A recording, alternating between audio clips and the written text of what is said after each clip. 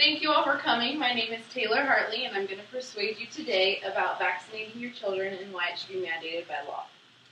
So first off, I'm going to tell you that vaccines are containing the same antigens that are of the disease. So, for instance, the measles disease, the vaccine contains the same antigens that are in the measles disease itself, which is kind of scary for most people because you don't want your child being given a disease, right? Well, the good thing is that it's the smallest amount of dose possible for your child to receive the vaccine and then your antibodies to kick in and your immune system to allow it to build an immunity to the disease.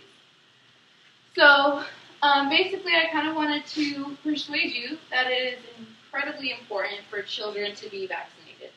Most of the time, children of young ages are able to go out and be in the public, go to playgrounds and be around kids. And those are the kids that are most at risk and the ones that are causing the most diseases. For the most part, most elderly have not been vaccinated because the vaccines weren't made around that time. And most newborn babies have not or cannot receive the vaccine at this point.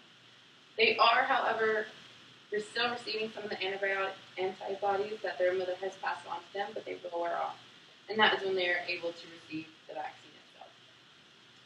So it is important that the toddlers that are in the community are being vaccinated. Some people have major philosophical and religious objections to immunizations and vaccinations because of the chance of anything that could go wrong. There is a slight chance of death in some of the vaccines as a side effect, and some have also led to Down syndrome. So some parents choose that their children do not receive the vaccine for those reasons, and there are also religious beliefs that choose that vaccines are not to be used. So I have a nice little immunization frequently asked questions for infants, for those kind of parents who need those answers. And it's really, really important to notice that vaccines are started so early because it's designed to protect the infants. It's designed to protect your body from the start. So if we stop it from ever getting the disease, then we're all better off. And if we stop one child and they're better off in their own home, then it's better for the community. So you think your child's homeschooled, they're never going to be around other kids, or it's your religious belief, so you're at a church school. Well, the only law that has been created for children is that if they were to go to school, at a public school or private school, they have to be immunized. So that's the only law that prohibits any kind of, basically, not allowing your children to have a vaccine. So if these children who are not being vaccinated are going to parks and they're going on public buses or going in the grocery store and they're touching things, and there's another new baby there, or there's an elderly person there who happens to touch the same thing, and this child has the measles or the mumps and the parent hasn't noticed it, you've now infected the community. Because nobody really notices maybe if that was the measles because it was just a cold or the whooping cough.